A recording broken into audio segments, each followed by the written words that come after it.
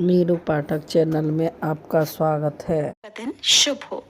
आज दिनांक है 15 मार्च, दिन है रविवार और आज है चैत्र मास के कृष्ण पक्ष की वैष्णव पाप मोचनी एकादशी और मीन संक्रांति।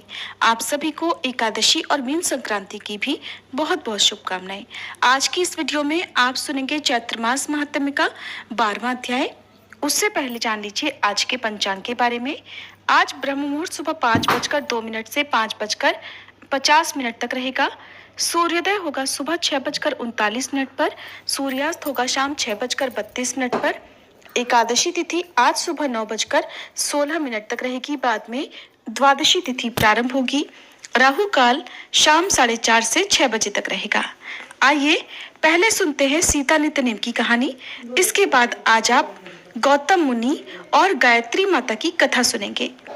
इस कहानी को सीता माता कहती थी और प्रभु श्री राम सुना करते थे। एक दिन श्री राम भगवान को किसी काम के लिए बाहर जाना पड़ा, तो सीता माता कहने लगी कि भगवान, मेरा तो 12 वर्ष का नित्यनेम है, अब आप बाहर जाएंगे तो मैं अपनी कहानी किसे सुनाऊंगी। तब श्री राम ने कहा कि सीते, आप कुएं की पाल पर जाकर बैठ जाना और वहां पर जो भी औरतें पानी भरने आएंगी उन्हें अपनी कहानी सुना दिया करना।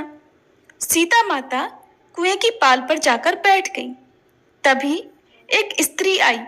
उसने रेशम की जरी की साड़ी पहन रखी थी और सोने का घड़ा ले रखा था। सीता माता उसे देखकर कहने लगी, बहन, मेरा 12 वर्ष का नित्यनेम सुन लो। पर वह स्त्री बोली कि मैं तुम्हारा नित्यनेम सुनूंगी तो मुझे तो घर जाने में देर हो जाएगी और मेरी सास मुझसे झगड़ा करेगी। इसलिए उसने कहानी नहीं सुनी और अपने घर चली गई। लेकिन उसके घर जाते ही उसकी रेशम जरी की साड़ी फट गई। सोने का घड़ा मिट्टी के घड़े में बदल गया। सासू ने देखा तो पूछा, अरे बहू, ये किसका दोष अपने सिर लेकर आ गई है।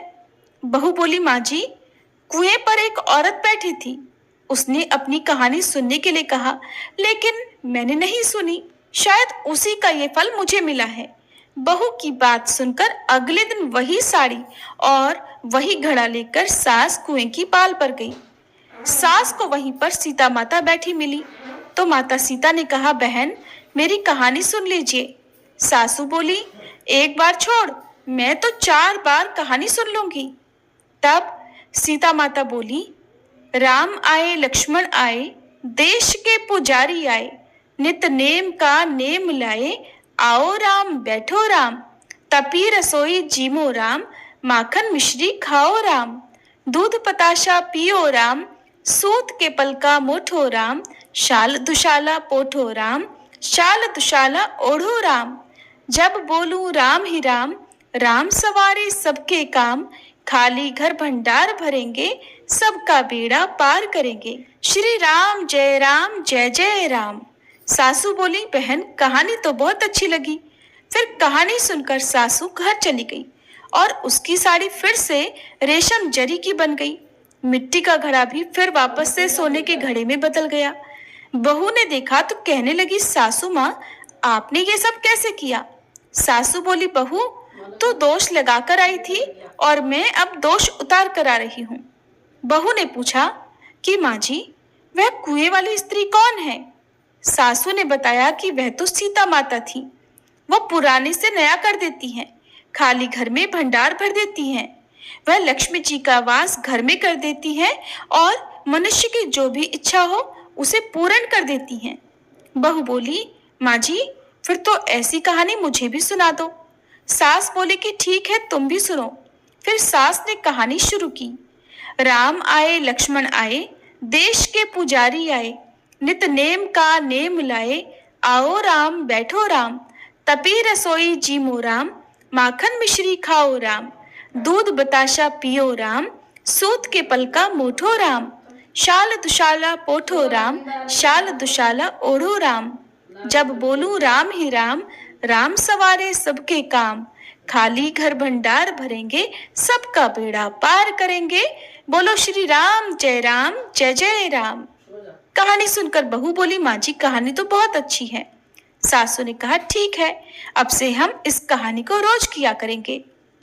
अब सास बहू रोज सवेरे उठती, नहाती धोती और पूजा करने के बाद नित्य नेम की सीता माता की कहानी कहती। एक दिन की बात है, उनके यहाँ पड़ोस की एक औरत आई और बोली कि बहन जरा सी आंच तो देना। तो बहू बोली कि आंच तो अभी हमने जलाई ही नहीं। पड़ोसन बोली तो फिर तुम सुबह 4 बजे से उठकर क्या कर रही हो?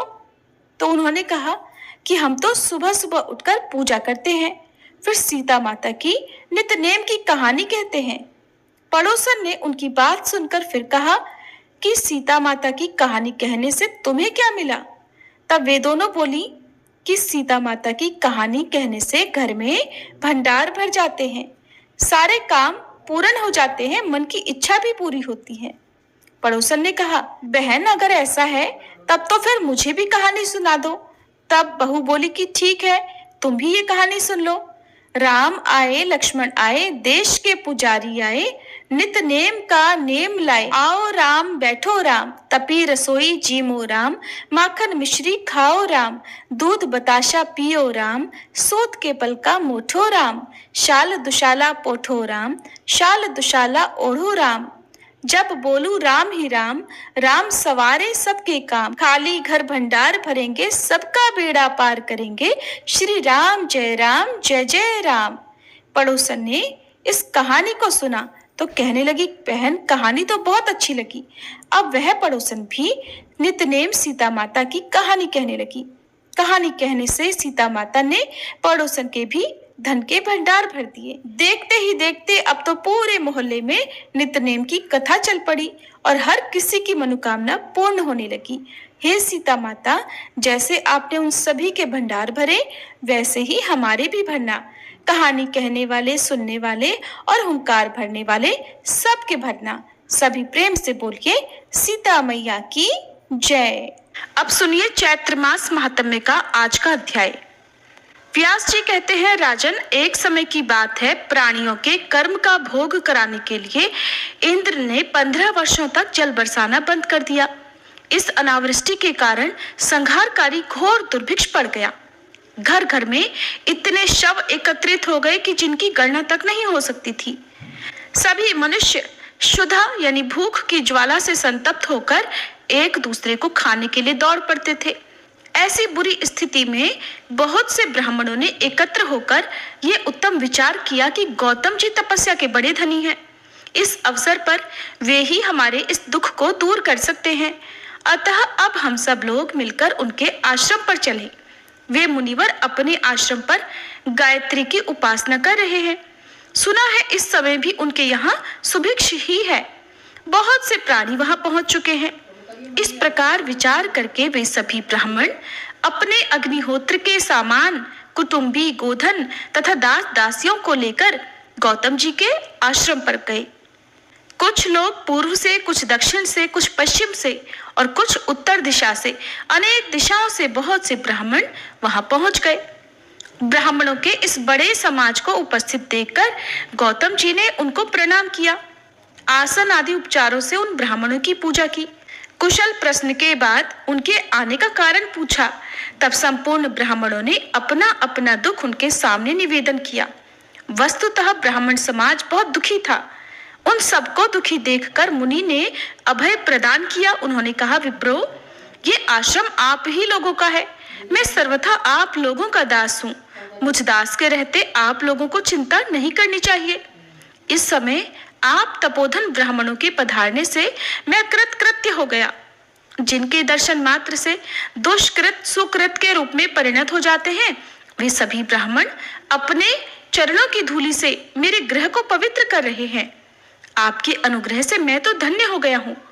मेरे सिवा किसी दूसरे का ऐसा सौभाग्य भला कैसे है? संध्या और जप में परायण रहने वाले आप सभी द्विजगण सुखपूर्वक मेरे यहाँ रहने की कृपा करें। व्यास जी कहते हैं राजन, मुनिवर गौतम जी इस प्रकार सभी ब्राह्मणों को आश्वासन देकर भक्ति विनम्र हो भगवती गायत्री की प्रार्थना करने लगे। देवी, आपको प्रणाम है। आप महाविद्या, वेद माता और परात्पर स्वरूपिणी हो। व्याहृति आदि महान मंत्र और प्रणव आपके रूप हैं। माता, आप साम्यावस्था में विराजमान रहती हो। ह्रीं का रूप धारण करने वाली आप देवी को मेरा नमस्कार है। स्वाहा और स्वधा रूप से शोभा पाने वाली संपूर्ण कामनाओं को देने में परम कुशल आप देवी को मैं प्रणाम करता हूँ। आप भक्तों के लिए कल्पलता और तीनों अवस्थाओं की परम साक्षिणी हो। आपका स्वरूप तुरीयावस्था से अतीत है और आप सच्चिदानंद स्वरूपिणी हो। आप संपूर्ण वेदांतों की वेद्य विषय हो। सूर्य मंडल में आपका निवास है। प्रातः काल में आप बाल सूर्य के समान रक्तवर्ण वाली कुमारी, मध्याह्न काल में श्रेष्ठ युवती और सायंकाल में वृद्धा के रूप से विराजती हो। मैं आपको नित्य प्रणाम करता हूँ। संपूर्ण प्राणियों का उद्धार करने वाली देवी परमेश्वरी, आप मेरे अपराधों को क्षमा करो। गौतम जी के इस प्रकार स्तुति करने पर भगवती जगदम्बा उनके सामने प्रकट हो गई। उन्होंने मुनि को ऐसा पूर्ण पात्र दिया जिससे सबके भरण पोषण की व्यवस्था हो सकती थी। साथ ही उन जगदम्बा ने मुनि से कहा, मुने, तुम्हें जिस जिस वस्तु को पाने की इच्छा होगी, मेरा दिया हुआ ये पात्र उसे पूर्ण कर देगा। ऐसा कहकर श्रेष्ठ कला धारण करने वाली भगवती गायत्री अंतर्ध्यान हो गई। राजन, उस समय उस पात्र से प्राप्त अन्नों के इतने ढेर लग गए मानो पर्वत हों। 6 प्रकार के विविध रस, तरह तरह के तृण, दिव्य भूषण, रेशमी वस्त्र, यज्ञों की सामग्रियां तथा अनेक प्रकार के पात्र देवी के दिए हुए उस पूर्ण पात्र से निकल आए। राजन, मुनिवर गौतम जी बड़े महात्मा पुरुष थे।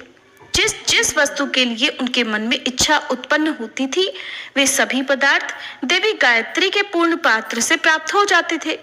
उस समय मुनिवर गौतम जी ने संपूर्ण मुनियों को बुलाकर उन्हें प्रसन्नता पूर्वक धन, धान्य, वस्त्र, आभूषण आदि समर्पण किए। उनके द्वारा गाय, भैंस आदि पशु तथा श्रुक, श्रुवा आदि यज्ञ की सामग्रियां, जो सब की सब भगवती गायत्री के पूर्ण पात्र से निकली हुई थी, आए हुए ब्राह्मणों को प्राप्त हुई। सभी लोग एकत्र होकर गौतम जी की आज्ञा से यज्ञ करने लगे। स्वर्ग की समानता रखने वाला वह आश्रम उस समय एक महान विस्तृत आश्रय क्षेत्र हो गया था। त्रिलोकी में जो जितनी भी सुंदर वस्तुएं दिखलाई पड़ती हैं, वे सब की सब भगवती गायत्री की कृपा से प्राप्त उस पात्र से ही निकल आई थी। वहां उपस्थित मुनियों की स्त्रियां वस्त्र, आभूषण आदि धारण करने के कारण ऐसी शोभा पाने लगी मानो देवांगनाएं हों। साथ ही वस्त्र, चंदन और भूषणों से अलंकृत ब्राह्मण गण भी इंद्र जैसे प्रतीत हो रहे थे। उस समय गौतम जी के उस आश्रम पर नित्य उत्सव मनाया जाता था। न किसी को रोग का थोड़ा सा भी भय था और न दैत्य ही किसी को भय पहुंचा सकते थे। उस अवसर पर गौतम जी का वह आश्रम चारों ओर से 100 योजन के विस्तार में था। अन्य भी बहुत से प्राणी वहां आए और आत्मज्ञानी मुनिवर गौतम जी ने सभी को अभय प्रदान करके उनके भरण पोषण की व्यवस्था कर दी। अनेक प्रकार के महान यज्ञ विधिवत संपन्न होने के कारण उस समय देवता भी परम संतुष्ट हो गए। उन्होंने गौतम जी के यश की पर्याप्त प्रशंसा की। महान यशस्वी इंद्र ने भी अपनी सभा में इस प्रकार कहा, अहो, ये गौतम मुनि हम लोगों के लिए इस समय स्वयं कल्प वृक्ष ही बन गए हैं। तभी तो इन महाभाग के द्वारा हमारे सभी मनोरथ पूर्ण हो रहे हैं। अन्यथा इस दुष्काल में, जबकि जीने की आशा भी अत्यंत दुर्लभ थी, हमारे लिए कौन हवि प्रदान करता।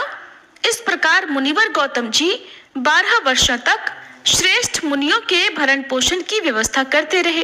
वे पुत्र के समान सबकी सार संभाल करते थे, फिर भी उनके मन में अभिमान की गंध तक नहीं आ सकी थी। उन मुनिवर ने गायत्री की आराधना के लिए भी एक श्रेष्ठ स्थान का निर्माण करवा दिया था। सभी प्रधान मुनि वहां जाकर भगवती जगदम्बा की उपासना किया करते थे। परम भक्ति के साथ तीनों समय यानी प्रातः, मध्याह्न और सायंकाल वहां पुरस्चरण संबंधी कर्म संपन्न हुआ करते थे। अब भी उस स्थान पर भगवती का रूप प्रातः काल में बाला, मध्याह्न काल में युवती तथा सायंकाल में वृद्धावस्था से संपन्न दिखाई देता है। एक समय की बात है, मुनिवर नारद जी वहां पधारे। उनकी विशाल वीणा बज रही थी और वे भगवती के उत्तम गुणों का गान कर रहे थे। वहां आकर वे पुण्यात्मा मुनियों की सभा में बैठ गए। गौतम आदि श्रेष्ठ मुनियों ने नारद जी का विधिवत स्वागत किया। इसके बाद नारद जी गौतम जी के यश संबंधी विविध प्रसंगों का वर्णन करने लगे। उन्होंने कहा, मैं देव सभा में गया था, वहां देवराज इंद्र ने आपका यश गाया है। उनका कथन है, मुनि ने सबका भरण पोषण करके विशाल निर्मल यश प्राप्त किया है। मुनिवर, शचीपति इंद्र की बात सुनकर तुम्हें देखने के लिए मैं यहाँ आ गया। भगवती जगदम्बा के कृपा प्रसाद से तुम धन्यवाद के पात्र बन गए हो। मुनिवर गौतम जी से इस प्रकार कहकर नारद जी गायत्री सदन में गए। उन्हें वहां भगवती जगदम्बा की झांकी प्राप्त हुई। दर्शन करके नारद जी की आंखें प्रसन्नता से खिल उठी। उन्होंने देवी की विधिवत स्तुति की और पुनः स्वर्ग को प्रस्थान किया। उस समय वहां जितने ब्राह्मण थे, मुनि के द्वारा ही उन सबके भरण पोषण की व्यवस्था होती थी, परंतु उनमें से कुछ कृतघ्न ब्राह्मण गौतम जी के इस उत्कर्ष को सुनकर ईर्ष्या से जल उठे। उन्होंने ईर्ष्यावश निश्चय कर लिया कि किसी भी प्रकार से हमें सर्वथा यही प्रयत्न करना चाहिए कि जिससे उनकी ख्याति और न बढ़े। उन लोगों ने इस प्रकार का निश्चित विचार कर लिया। फिर इसके कुछ दिनों के बाद धरातल पर वर्षा भी होने लगी। राजन, अब संपूर्ण देशों में सुभिक्ष की बातें सुनाई पड़ने लगी। उसे सुनकर वे ब्राह्मण एकत्र हुए और उन्होंने गौतम जी को शाप देने का विचार किया।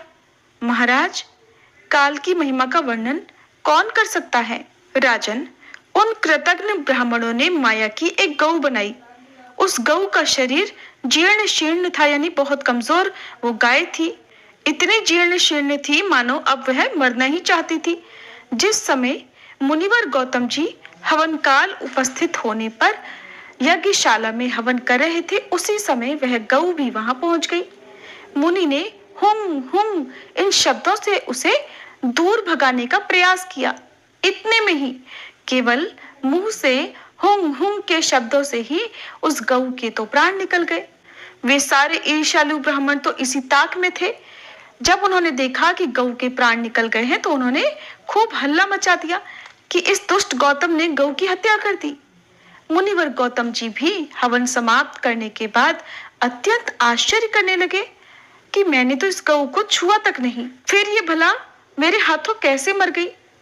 अब वे आंखें मूंदकर समाधि में स्थित होकर इसके कारण पर विचार करने लगे। उन्हें तुरंत ही पता लग गया कि ये सारी करतूत इन ब्राह्मणों की ही है। तब तो उनके मन में इतना क्रोध हुआ मानो प्रलयकालीन रुद्र हो।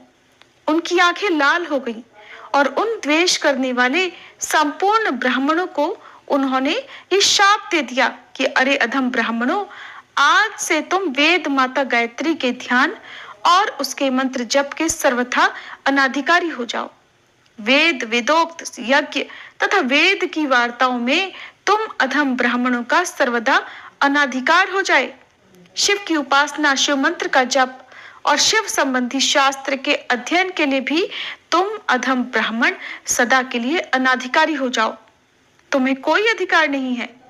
मूल प्रकृति भगवती श्री देवी के ध्यान और उनकी कथा के श्रवण में भी तुम्हारा कोई अधिकार नहीं होगा, जिससे कि तुम सदा नीच श्रेणी के ब्राह्मण समझे जाओगे। देवी के मंत्र, देवी के स्थान और उनके किसी भी अनुष्ठान कर्म में तुम्हारा कोई अधिकार नहीं होगा, इसलिए तुम सदा अधम समझे जाओगे। देवी का उत्सव देखने और उनके नामों का कीर्तन करने में भी विमुख होने के कारण तुम सदा अधम बने रहोगे। देवी भक्त के समीप रहने और देवी भक्तों की अर्चना करने के लिए अनाधिकारी होकर तुम लोग सदा नीच ब्राह्मण की श्रेणी में रहोगे। भगवान शिव का उत्सव देखने और शिव भक्त का सम्मान करने में तुम्हारा कोई अधिकार नहीं होगा, जिससे तुम सदा अधम ब्राह्मण गिने जाओगे। रुद्राक्ष, बिल्व पत्र और शुद्ध भस्म धारण करने से वंचित होकर तुम सदा अधम ब्राह्मण होकर जीवन व्यतीत करोगे। श्रौत, स्मार्त संबंधी सदाचार तथा ज्ञान मार्ग में तुम्हारी गति नहीं होगी, अतः तुम सदा अधम ब्राह्मण समझे जाओगे। अद्वैत ज्ञान निष्ठा तथा शम, दम आदि साधन से तुम सदा उन्मुख होकर अधम ब्राह्मण बन जाओ। नित्य कर्मादि के अनुष्ठान तथा अग्निहोत्र आदि साधन में भी तुम्हारा कोई अधिकार नहीं होगा और तुम सदा के लिए अधम बन जाओ। स्वाध्याय अध्ययन तथा प्रवचन से तुम उन्मुख होकर सर्वदा अधम जीवन व्यतीत करो। गौ आदि दान और पितरों के श्राद्ध से ब्राह्मण धमो तुम विमुख हो जाओ। अधम ब्राह्मणों, कृच्छ्र, चांद्रायण तथा प्रायश्चित व्रत में तुम्हारा सदा के लिए अनाधिकार हो जाए। माता, पिता, पुत्र, भ्राता, कन्या और पत्नी का विक्रय करने वाले व्यक्ति के समान होकर तुम्हें नीच ब्राह्मण होने का अवसर मिल जाए। अधम ब्राह्मणों, वेद का विक्रय करने वाले तथा तीर्थ एवं धर्म बेचने में लगे हुए नीच व्यक्तियों को जो गति मिलती है वही तुम्हें प्राप्त हो। तुम्हारे वंश में उत्पन्न स्त्री तथा पुरुष मेरे दिए हुए शाप से दग्ध होकर तुम्हारे ही समान होंगे। बहुत कहने से क्या लाभ। गायत्री नाम से प्रसिद्ध मूल प्रकृति भगवती जगदम्बा का अवश्य ही तुम पर महान कोप है, इसलिए तुम लोगों को अंधकूप आदि नरक कुंडों में वास करना पड़ेगा। व्यास जी कहते हैं, राजन, इस प्रकार वचनों द्वारा दंड देने के बाद गौतम जी ने जल से आचमन किया। भगवती गायत्री का दर्शन करने के लिए अत्यंत उत्सुक होकर वे देवालय में गए। वहां जाकर उन्होंने महादेवी के चरणों में मस्तक झुकाया। परम आदरणीय देवी भी ब्राह्मणों की इस कृतज्ञता को देखकर स्वयं अपने मन में विचार कर रही थी। उस समय भी देवी का मुख कमल आश्चर्य से युक्त दिखाई पड़ रहा था। अब आश्चर्य से युक्त मुख कमल वाली भगवती गायत्री मुनिवर गौतम जी से बोली, महाभाग, सर्प के लिए दिया हुआ दूध भी विष को ही बढ़ाने वाला होता है। तुम धैर्य धारण करो। कर्म की ऐसी ही विपरीत गति है। इसके बाद भगवती जगदम्बा को प्रणाम करके मुनिवर गौतम जी अपने आसन पर चले गए। इसके बाद शाप से दग्ध होने के कारण उन ब्राह्मणों ने जितना भी वेदाध्ययन किया था वह सब का सब विस्मृत हो गया, यानी वे सब कुछ उन्हें भूल गए। गायत्री मंत्र भी उनके लिए अनभ्यस्त हो गया। वो ऐसे भूले कि उन्हें गायत्री मंत्र तक याद नहीं रहा। वह एक अत्यंत भयानक दृश्य अब उनके सामने उपस्थित हो गया।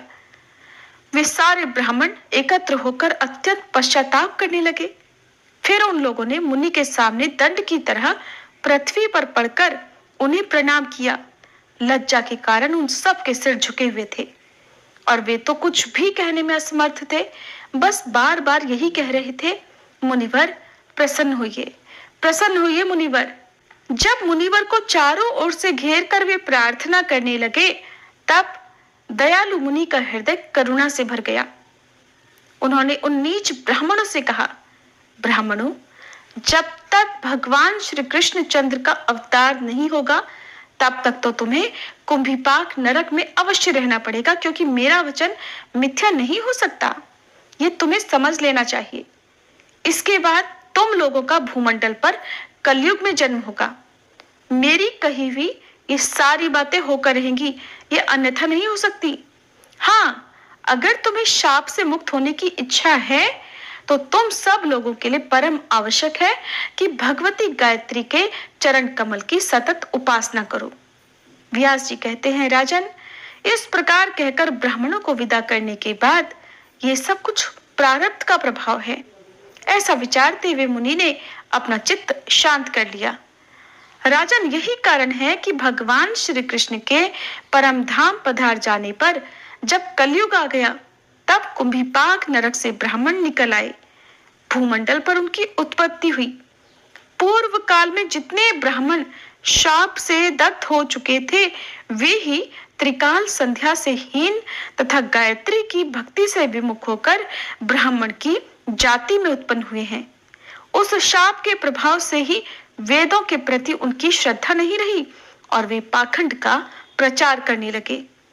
वे अग्निहोत्र आदि सत्कर्म नहीं करते तथा उनके मुंह से स्वधा और स्वाहा का उच्चारण भी नहीं होता।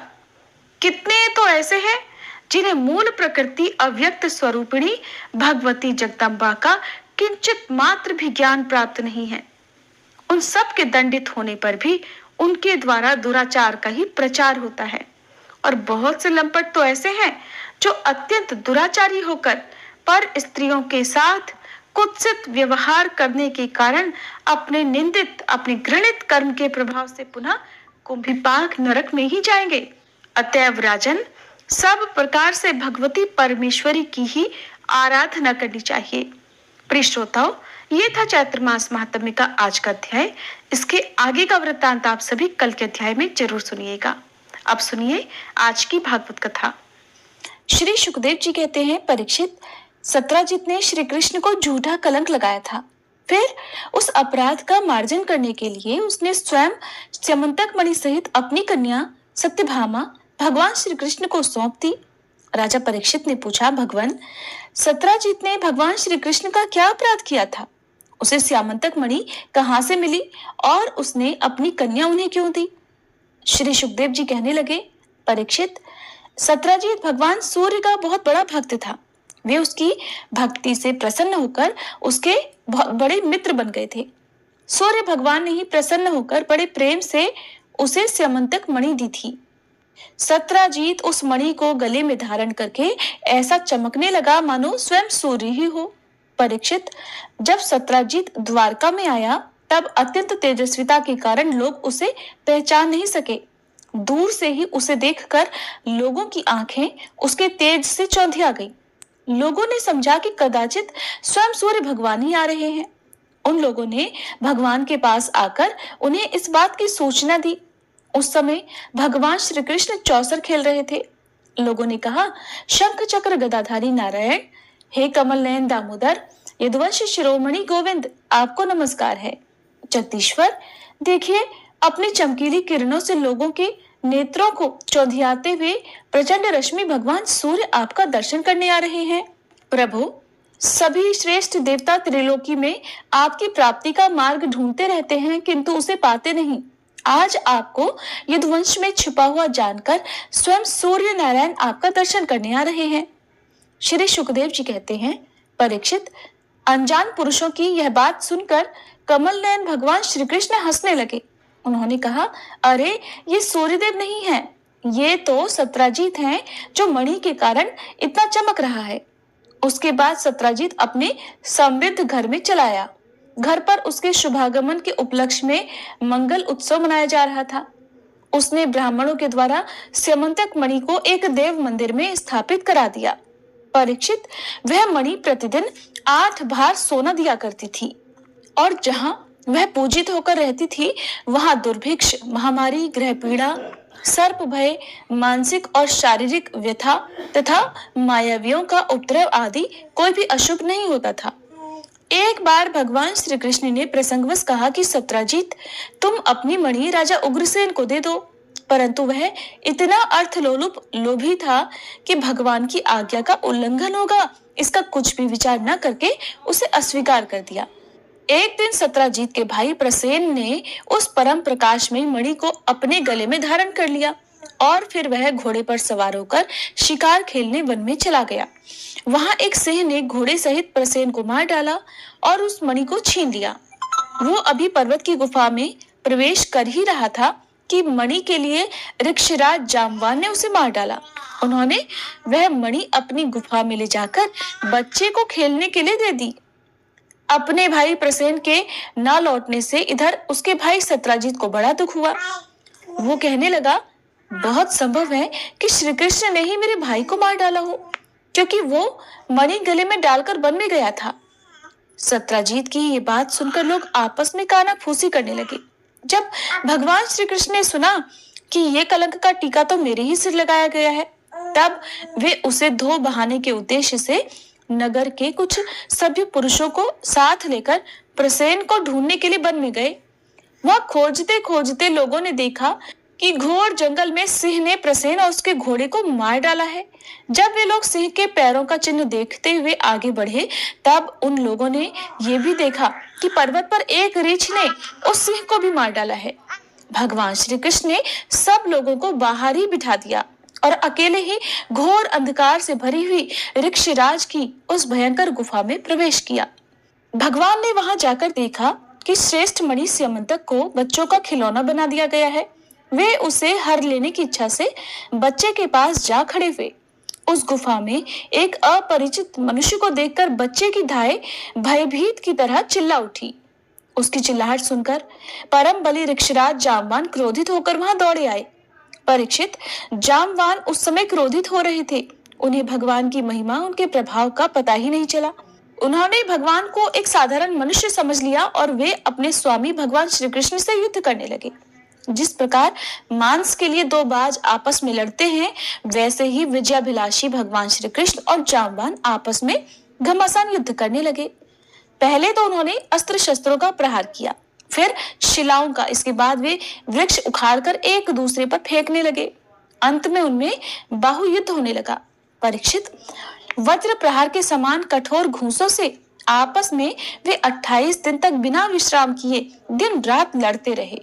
अंत में भगवान श्री कृष्ण के घूंसों की चोट से जामवान के शरीर की एक एक गांठ टूट फूट गई। उसका उत्साह चला गया, शरीर पसीने से लथपथ हो गया।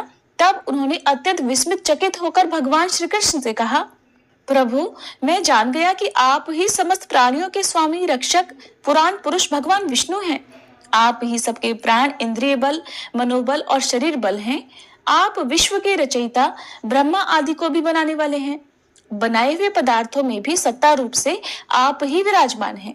प्रभु, मुझे याद है कि आपने अपने नेत्रों में तनिक सा क्रोध का भाव लेकर तिरछी दृष्टि से समुद्र की ओर देखा था। उस समय समुद्र के अंदर रहने वाले बड़े बड़े घड़ियाल और मगरमच्छ क्षुब्ध हो गए थे और समुद्र ने आपको मार्ग दे दिया था। तब आपने उस पर सेतु बांधकर सुंदर यश की स्थापना की तथा लंका का विध्वंस किया। आपके बाणों से कट कट कर राक्षसों के सिर पृथ्वी पर लौट रहे थे। अवश्य ही आप मेरे वे राम जी श्री कृष्ण के रूप में आए हैं। परीक्षित, जब ऋक्षराज जामवान ने भगवान को पहचान लिया, तब कमल नयन श्री कृष्ण ने अपने परम कल्याणकारी शीतल कर कमल को उनके शरीर पर फेर दिया और फिर अहेतु की कृपा से भरकर प्रेम गंभीर वाणी से अपने भक्त जामवान जी से कहा, ऋक्षराज, हम मणि के लिए ही तुम्हारी इस गुफा में आए हैं। इस मणि के द्वारा ही मैं अपने पर लगे झूठे कलंक को मिटा सकता हूँ। भगवान के ऐसा कहने पर जामवान ने बड़े आनंद से उनकी पूजा करने के लिए अपनी कन्या कुमारी जामवंती को मणि के साथ उनके चरणों में समर्पित कर दिया। भगवान श्री कृष्ण जिन लोगों को गुफा के बाहर छोड़ गए थे, उन्होंने 12 दिन तक तो उनकी प्रतीक्षा की, किंतु जब उन्होंने देखा कि अब तक वे गुफा से नहीं निकले, तब वे अत्यंत दुखी होकर द्वारका को लौट गए।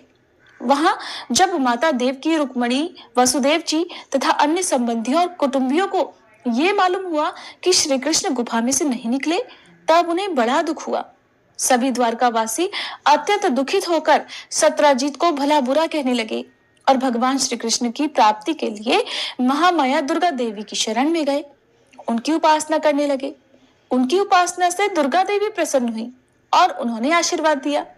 उसी समय उनके बीच में मणि और अपनी नववधू जामवंती के साथ सफल मनोरथ होकर श्री कृष्ण सबको प्रसन्न करते हुए प्रकट हो गए। सभी द्वारकावासी भगवान श्री कृष्ण को पत्नी के साथ और गले में मणि धारण किए हुए देखकर परमानंद में मगन हो गए, मानो कोई मरकर लौट आया हो। इसके बाद भगवान ने सत्राजीत को राजसभा में महाराज उग्रसेन के पास बुलवाया और जिस प्रकार मणि प्राप्त हुई थी, वो सब कथा सुनाकर उन्होंने वह मणि सत्राजीत को सौंप दी। सत्राजीत अत्यंत लज्जित हो गया। मणि तो उसने ले ली, किंतु उसका मुंह नीचे की ओर ही लटक गया। उसने अपने अपराध पर बड़ा भारी पश्चाताप किया। किसी प्रकार वह अपने घर पहुंचा। उसके मन की आंखों के सामने निरंतर अपना अपराध नाचता रहता। बलवान के साथ विरोध करने के कारण वह भयभीत हो गया था। अब वो हर समय यही सोचता कि मैं अपने अपराध का प्रायश्चित कैसे करूं, अपने इस अपराध को कैसे दूर करूं, मुझ पर भगवान श्री कृष्ण कैसे प्रसन्न हो। मैं ऐसा कौन सा काम करूं जिससे मेरा कल्याण हो सके और लोग मुझे कोसे नहीं। सचमुच मैं अदूरदर्शी शूद्र हूँ। धन के लालच से मैंने बड़ी मूर्खता का काम किया है। अब मैं रमणियों में रत्न के समान अपनी कन्या सत्यभामा और वह स्यमंतक मणि दोनों ही श्री कृष्ण को दे दूं। ये उपाय बहुत ही अच्छा है। इसी से मेरे अपराध का प्रायश्चित हो सकता है और कोई उपाय नहीं है। सत्राजीत ने अपनी विवेक बुद्धि से ऐसा निश्चय करके स्वयं ही इसके लिए प्रयास किया और अपनी कन्या तथा स्यमंतक मणि दोनों ही ले जाकर श्री कृष्ण जी को अर्पण कर दी। सत्यभामा शील, स्वभाव, सुंदरता, उदारता आदि सद्गुणों से संपन्न थी। बहुत से लोग चाहते थे कि सत्यभामा हमें मिले और उन लोगों ने उन्हें मांगा भी था, परंतु अब भगवान श्री कृष्ण ने विधि पूर्वक उनका पाणी ग्रहण किया। परीक्षित, भगवान श्री कृष्ण ने सत्यजीत से कहा कि हम स्यमंतक मणि नहीं लेंगे। आप सूर्य भगवान के भक्त हैं, इसलिए ये आपके ही पास रहे। हम तो केवल उसके फल के अर्थात उससे निकले हुए सोने के अधिकारी हैं, वही आप हमें दे दिया करें। श्री सुखदेव जी कहते हैं, परीक्षित, यद्यपि भगवान श्री कृष्ण को इस बात का पता था कि लाक्षागृह की आग से पांडवों का बाल भी बांका नहीं हुआ है, फिर भी जब उन्होंने सुना कि कुंती और पांडव जल मरे, तब उस समय का कुल परंपराचित व्यवहार करने के लिए वे बलराम जी के साथ हस्तिनापुर गए। वहां जाकर भीष्म पितामह, कृपाचार्य, विदुर, गांधारी और द्रोणाचार्य से मिलकर उनके साथ संवेदना, सहानुभूति प्रकट की और उन लोगों से कहने लगे कि हाय, ये तो बड़े ही दुख की बात हुई। भगवान श्री कृष्ण के हस्तिनापुर चले जाने से द्वारका में अक्रूर और कृतवर्मा को अवसर मिल गया। उन लोगों ने शतधन्वा से आकर कहा कि तुम सत्यजीत से मणि क्यों नहीं छीन लेते। सत्यजीत ने अपनी श्रेष्ठ कन्या सत्यभामा का विवाह हमसे करने का वचन दिया था और अब उसने हम लोगों का अपमान करके उसे श्री कृष्ण के साथ ब्याह दिया है। अब सत्यजीत भी अपने भाई प्रसेन की तरह क्यों ना यमपुरी में जाए। शतधन्वा पापी था और अब तो उसकी मृत्यु भी उसके सिर पर नाच रही थी। अक्रूर और कृतवर्मा के इस प्रकार बहकाने पर शतधन्वा उनकी बातों में आ गया और उस महादुष्ट ने लोभवश सोए हुए सत्यजीत को मार डाला। इस समय स्त्रियां अनाथ के समान रोने चिल्लाने लगी, परंतु शतधन्वा ने उनकी ओर बिल्कुल भी ध्यान नहीं दिया। जैसे कसाई पशुओं की हत्या कर डालता है, वैसे ही वह सत्यजीत को मारकर और मणि छीनकर वहां से चंपत हो गया। सत्यभामा जी को ये देखकर कि मेरे पिता मार डाले गए हैं, बड़ा दुख हुआ और वे हाय पिताजी मैं मारी गई, इस प्रकार पुकार पुकार कर विलाप करने लगी। बीच बीच में वो बेहोश हो जाती और होश में आने पर फिर से विलाप करने लगती। इसके बाद उन्होंने अपने पिता के शव को तेल के कड़ाहे में रखवा दिया और खुद हस्तिनापुर गई। उन्होंने बड़े दुख से भगवान श्री कृष्ण को अपने पिता की हत्या का वृतांत सुनाया। यद्यपि इन बातों को भगवान श्री कृष्ण पहले से ही जानते थे। परीक्षित, सर्वशक्तिमान भगवान श्री कृष्ण और बलराम जी ने सब सुनकर मनुष्यों की सी लीला करते हुए अपनी आंखों में आंसू भर लिए और विलाप करते हुए कहने लगे कि अहो, हम लोगों पर तो ये बड़ी भारी विपत्ति आ पड़ी। इसके बाद भगवान श्री कृष्ण सत्यभामा जी और बलराम जी के साथ हस्तिनापुर से द्वारका को लौट आए और फिर शतधन्वा को मारने और उससे मणि छीनने का उद्योग करने लगे। जब शतधन्वा को ये मालूम हुआ कि भगवान श्री कृष्ण मुझे मार डालने का प्रयास कर रहे हैं, तब वह बहुत डर गया और अपने प्राण बचाने के लिए उसने कृतवर्मा से सहायता मांगी। तब कृतवर्मा ने कहा कि भगवान श्री कृष्ण और बलराम जी सर्वशक्तिमान ईश्वर है, मैं उनका सामना नहीं कर सकता। भला ऐसा कौन है जो उनके साथ बैर बांधकर इस लोक और परलोक में सकुशल रह सके। तुम तो जानते हो कि कंस उन्हीं से द्वेष करने के कारण राजलक्ष्मी को खो बैठा और अपने अनुयायियों के साथ मारा गया।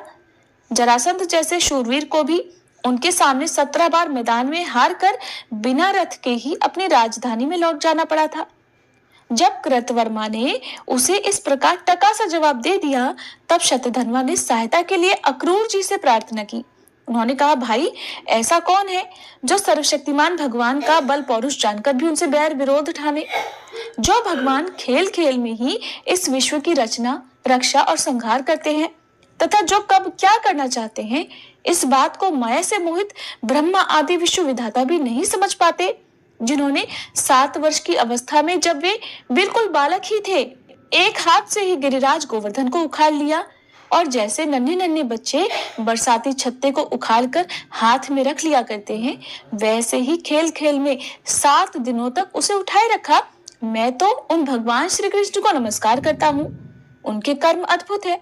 वे अनंत, अनादि, एक रस और आत्म स्वरूप है। मैं उन्हें नमस्कार करता हूँ। पहले तो कृतवर्मा और अक्रूर ने शतधन्वा को खूब उकसाया ताकि वो श्री कृष्ण से बैर ठाने और उनसे युद्ध करे। लेकिन जब शतधन्वा श्री कृष्ण से बैर ठाने लगा, तब वह सहायता मांगने के लिए जब उन दोनों के पास गया तो वे दोनों साफ मुंह कर गए और भगवान की स्तुति करने लगे, उन्हें नमस्कार करने लगे। जब इस प्रकार अक्रूर जी ने भी उसे कोरा जवाब दे दिया, तब शतधनवा ने स्यमंतक मणि उन्हीं के पास रख दी और खुद 400 कोस लगातार चलने वाले घोड़े पर सवार होकर वहां से बड़ी फुर्ती से भाग गया। परीक्षित, भगवान श्री कृष्ण और बलराम दोनों भाई अपने उस रथ पर सवार हुए जिस पर गरुड़ चिन्ह से चिन्हित ध्वजा फहरा रही थी और जो बड़े वेग वाले घोड़े से जुती हुई थी। अब उन्होंने अपने ससुर सत्राजीत को मारने वाले शतधनवा का पीछा किया। मिथिलापुरी के निकट एक उपवन में शतधनवा का घोड़ा गिर पड़ा। अब वो उसे छोड़कर पैदल ही भागा। वो अत्यंत भयभीत हो गया था। भगवान श्री कृष्ण भी क्रोध करके उसके पीछे पीछे दौड़े। शतधनवा पैदल ही भाग रहा था, इसलिए भगवान ने भी पैदल ही दौड़कर अपने तीखी धार वाले चक्र से उसका सिर काट लिया और उसके वस्त्रों में से स्यमंतक मणि को ढूंढा। परंतु जब मणि नहीं मिली, तब भगवान श्री कृष्ण ने अपने भाई बलराम जी के पास आकर कहा, भाई, हमने तो शतधनवा को व्यर्थ ही मार डाला, क्योंकि उसके पास तो स्यमंतक मणि है ही नहीं। बलराम जी ने कहा, इसमें संदेह नहीं कि शतधनवा ने स्यमंतक मणि को किसी न किसी के पास रख दिया है। अब तुम द्वारका जाओ और उसका पता लगाओ। मैं विदेह राज से मिलना चाहता हूँ, क्योंकि वे मेरे बहुत ही प्रिय मित्र हैं। परीक्षित, ऐसा कहकर यदुवंश शिरोमणि बलराम जी मिथिला नगरी में चले गए। जब मिथिला नरेश ने देखा कि पूजनी बलराम जी महाराज मेरे घर पधारे हैं, तब उनका हृदय आनंद से भर गया। उन्होंने झटपट अपने आसन से उठकर अनेकों सामग्रियों से उनकी पूजा की।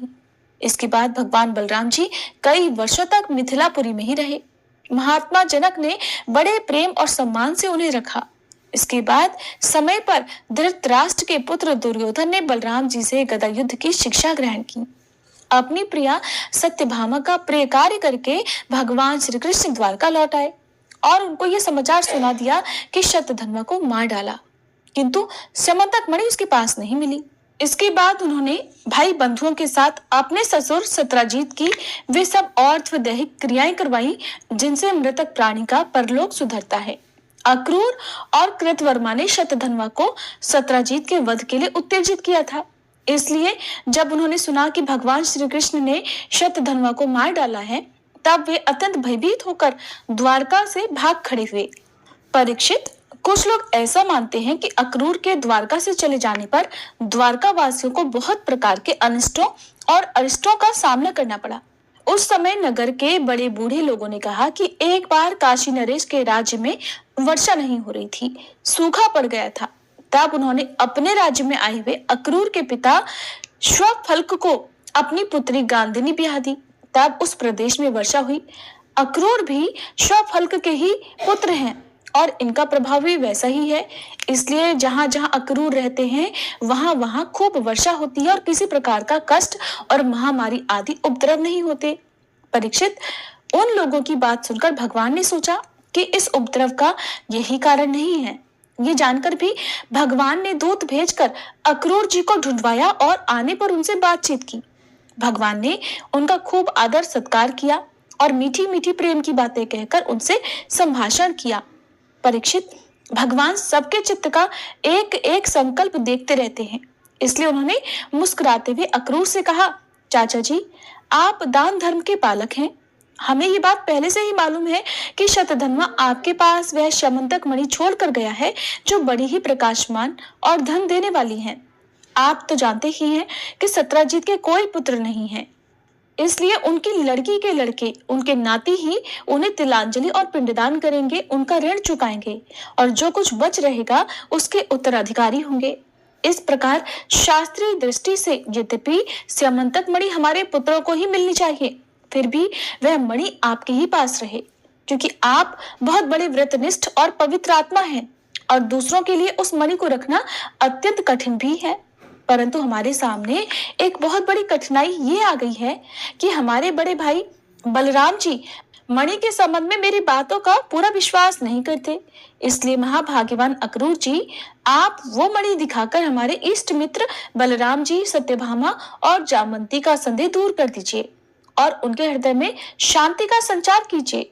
हमें पता है कि उसी मणि के प्रताप से आजकल आप लगातार ही ऐसे यज्ञ करते रहते हैं जिसमें सोने की वेदियां बनती हैं।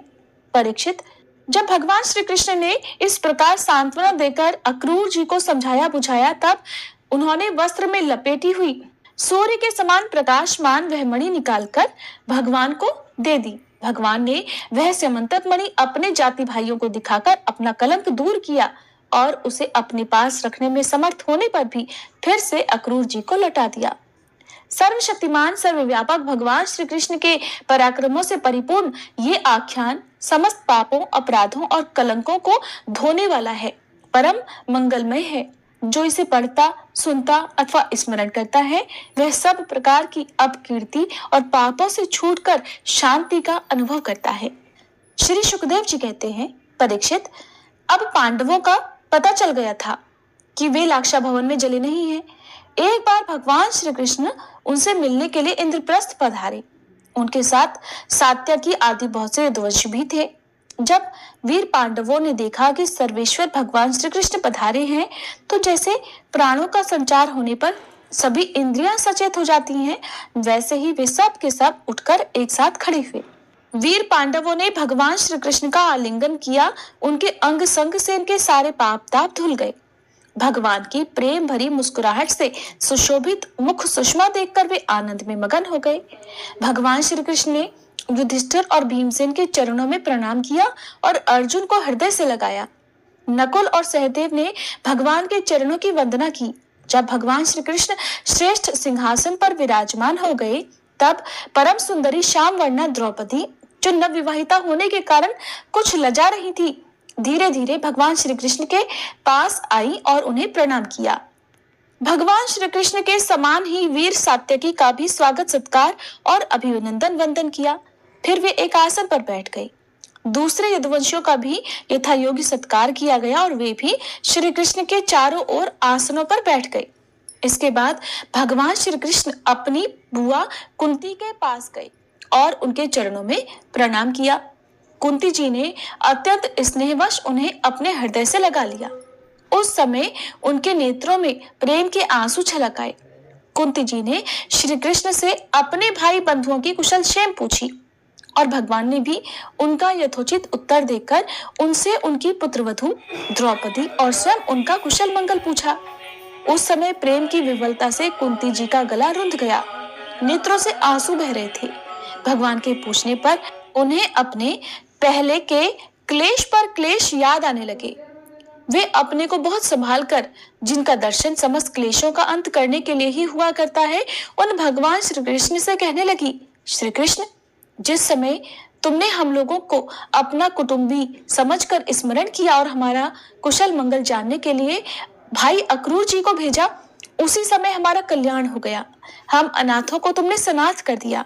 मैं जानती हूँ कि तुम संपूर्ण जगत के परम हितैषी, सुहृद और आत्मा हो। ये अपना है और ये पराया, इस प्रकार की भ्रांति तुम्हारे अंदर नहीं है। ऐसा होने पर भी श्री कृष्ण, जो सदा तुम्हें स्मरण करते हैं, उनके हृदय में आकर तुम बैठ जाते हो और उनकी क्लेश परंपरा को सदा के लिए मिटा देते हो। युधिष्ठिर जी कहने लगे, सर्वेश्वर श्री कृष्ण, हमें इस बात का पता नहीं है कि हमने अपने पूर्व जन्मों में या इस जन्म में कौन सा कल्याण साधन किया है। आपका दर्शन बड़े बड़े योगेश्वर भी बड़ी कठिनाई से प्राप्त कर पाते हैं और हम कुबुद्धियों को घर बैठे ही आपके दर्शन हो रहे हैं। राजा युधिष्ठिर ने इस प्रकार भगवान का खूब सम्मान किया और कुछ दिन वहीं रहने की प्रार्थना की। इस पर भगवान श्री कृष्ण इंद्रप्रस्थ के नर नारियों को अपनी रूप माधुरी से नयनानंद का दान करते हुए बरसात के 4 महीनों तक सुखपूर्वक वहीं रहे। परीक्षित, एक बार वीर शिरोमणि अर्जुन ने गांडीव धनुष और अक्षय बाण वाले 2 तरकस लिए और भगवान श्री कृष्ण के साथ कवच पहनकर अपने उस रथ पर सवार हुए जिस पर वानर चिन्ह से चिन्हित ध्वजा लगी हुई थी।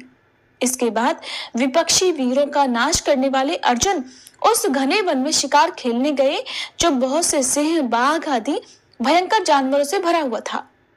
वहां उन्होंने बहुत से बाघ, सुअर, भैंसे, काले हिरन, शरभ, गवय, नीलापन लिए हुए भूरे रंग का एक बड़ा हिरन होता है, गैंडे, खरगोश और शाही आदि पशुओं पर अपने बाणों का निशाना लगाया। उनमें से जो यज्ञ के योग्य थे उन्हें सेवक गण पर्व का समय जानकर राजा युधिष्ठिर के पास ले गए।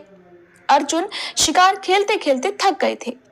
अब वे प्यास लगने पर यमुना जी के किनारे गए।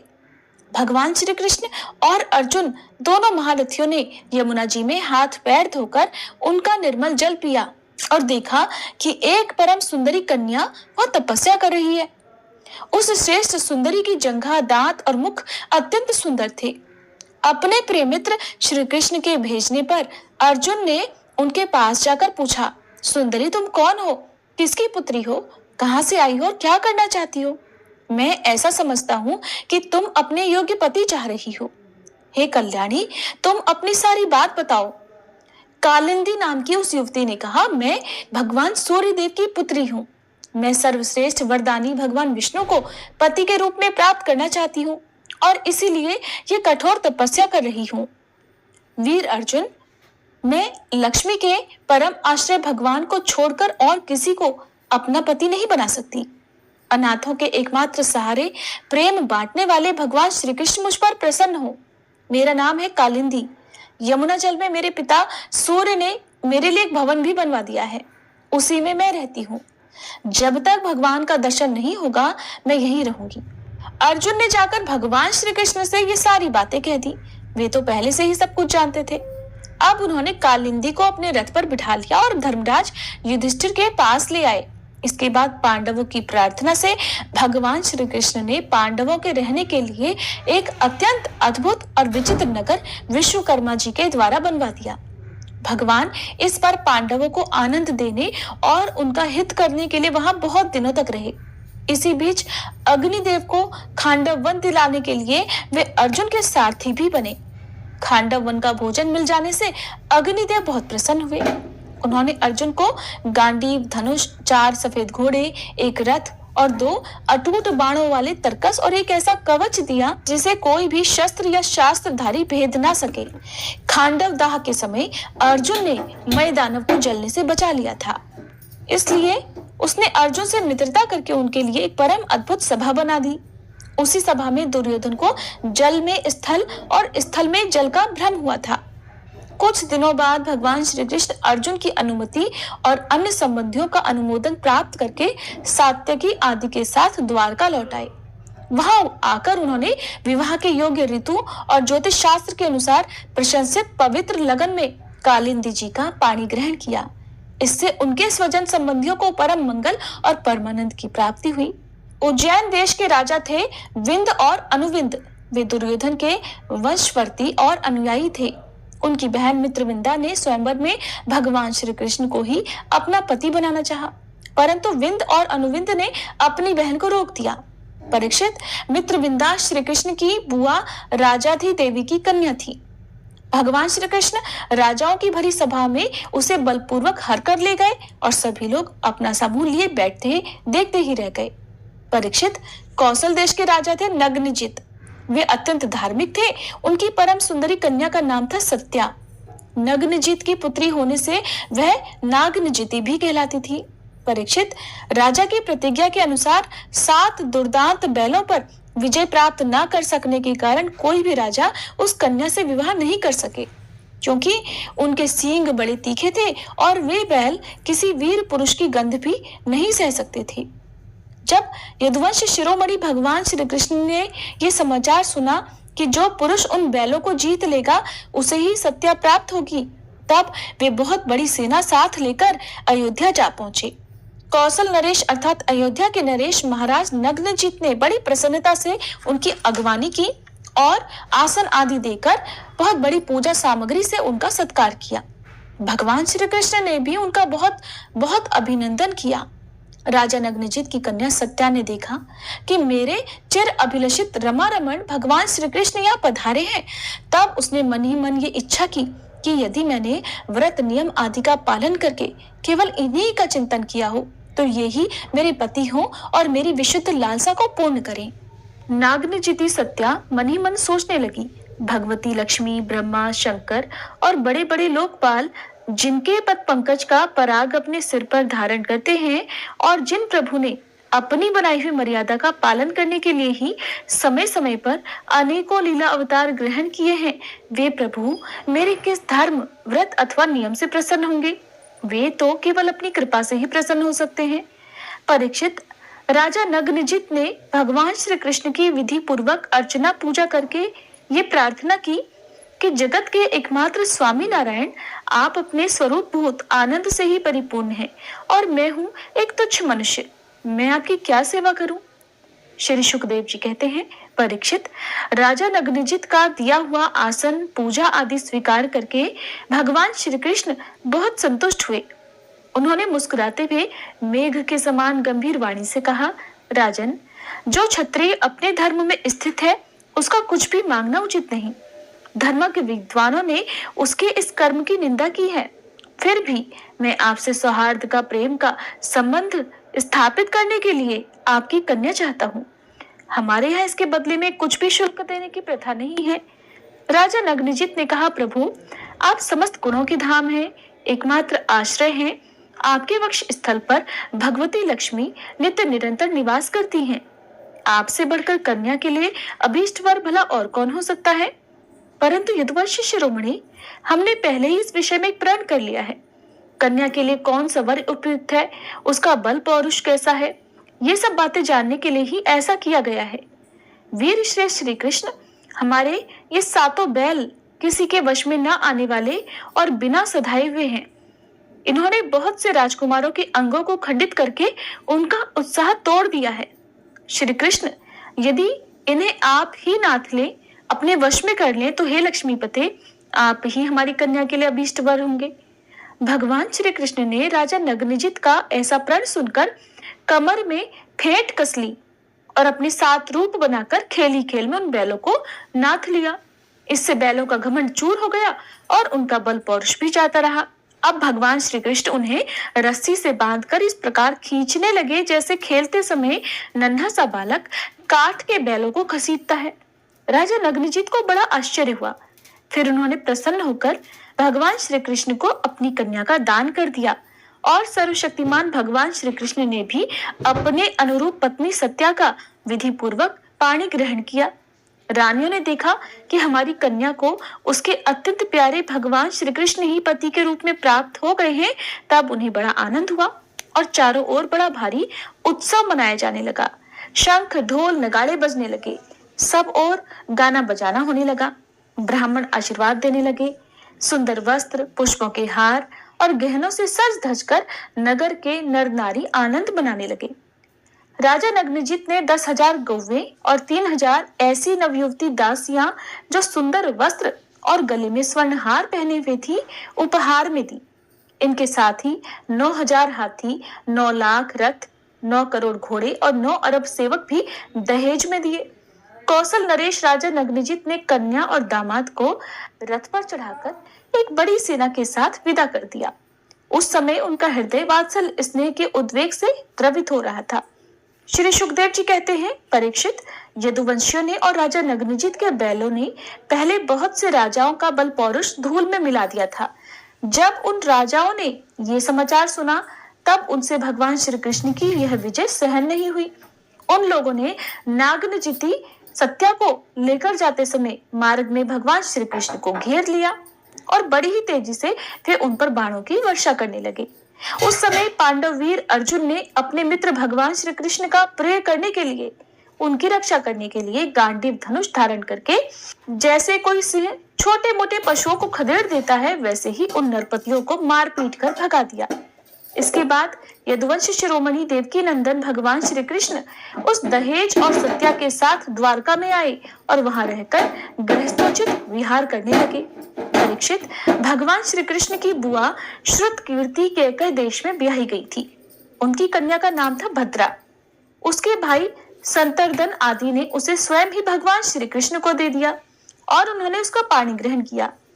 मद्र देश के राजा की कन्या थी लक्ष्मणा। वह अत्यंत सुलक्षणा थी।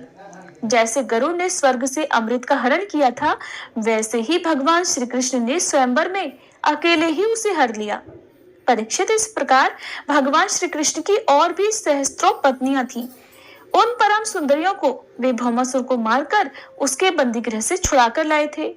हरे कृष्णा। आज के अध्याय में बस इतना ही। इसके अगले अध्याय में आप बहुत ही रोचक कथा सुनेंगे। वीडियो अच्छी लगी हो तो लाइक करना मत भूलिएगा। अब सुनिए श्री तुलसी चालीसा पाठ। जय जय तुलसी भगवती सत्यवती सुखदानी, नमो नमो हरि प्रेसी श्री वृंदा गुणखानी, श्री हरिशेष विरजनी देहु अमर वर अम्ब, जनहित है वृंदावनी अब न करहु विलंब। धन्य धन्य श्री तुलसी माता, महिमा अगम सदा श्रुति गाता, हरि के प्राण हूँ से तुम प्यारी, हर ही है तू कीन्हु तप भारी। जब प्रसन्न है दर्शन दीन्हु, तब कर जोरी विनय उस कीन्हु। हे भगवंत कंत मम होहु, दीन जानि जनि छाड़हु छोहु। सुनी लक्ष्मी तुलसी की बानी, दीन हो श्राप कद पर आनी। उस अयोग्य वर मांगन हारी, हो विटप तुम जड़ तनुधारी।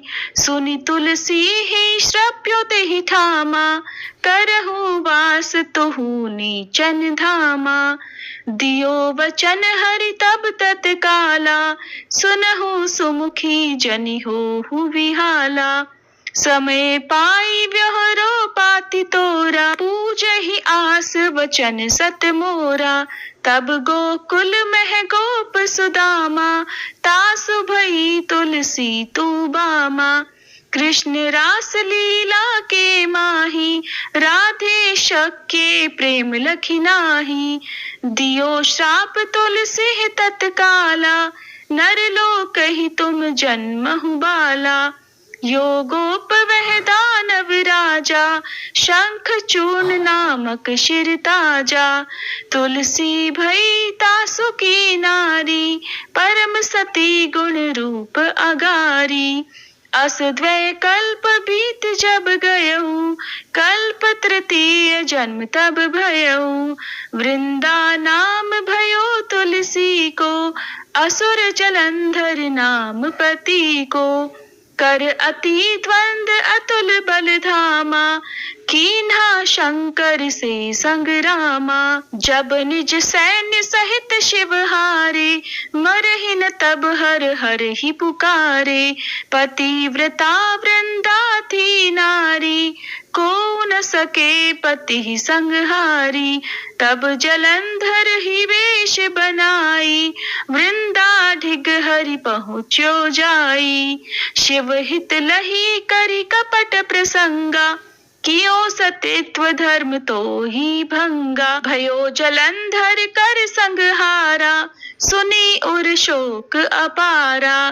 तिहि क्षण दियो कपट हरि तारी, लखि वृंदा दुख गिरा उचारी। जलंधर जस हत्यो अभीता, सोई रावण तस हर ही सीता। अस प्रस्तर सम हृदय तुम्हारा, धर्म खंडी मम पति ही संहारा। यही कारण लही श्राप हमारा, होवे तनु पाषाण तुम्हारा। सुनि हरि तुरत ही वचन उचारे, दियो श्राप बिना विचारे। लख्यो ना निज कर तूति पति को, छलन चाहियो जब पार्वती को। जड़ मति तुहु अस हो जड़ रूपा, जग में तुलसी विटप अनूपा। धाग्य रूप हम शाली ग्रामा, नदी गंड की बीच ललामा। जो तुलसी दल हम ही चढ़ई है, सब सुख भोगी परम पद पई है। बिन तुलसी हरि जलत शरीरा, अतिशय उठत शीश उर पीरा। जो तुलसी दल हरि शीर धारत, सो सहस्त्र घट अमृत डारत। तुलसी हरि मन रंजनिहारी, रोग दोष दुख भंजनिहारी। प्रेम सहित हरि भजन निरंतर, तुलसी राधा में नाही अंतर। व्यंजन हो 56 प्रकारा, बिन तुलसी दल ना हरि ही प्यारा, सकल तीरथ तुलसी तरु छाही, लहत मुक्ति जन संशय नाही। कवि सुंदर एक हरि गुण गावत, तुलसी ही निकट सहस गुण पावत। बसत निकट दुर्वासा धामा, जो प्रयास ते पूर्व ललामा।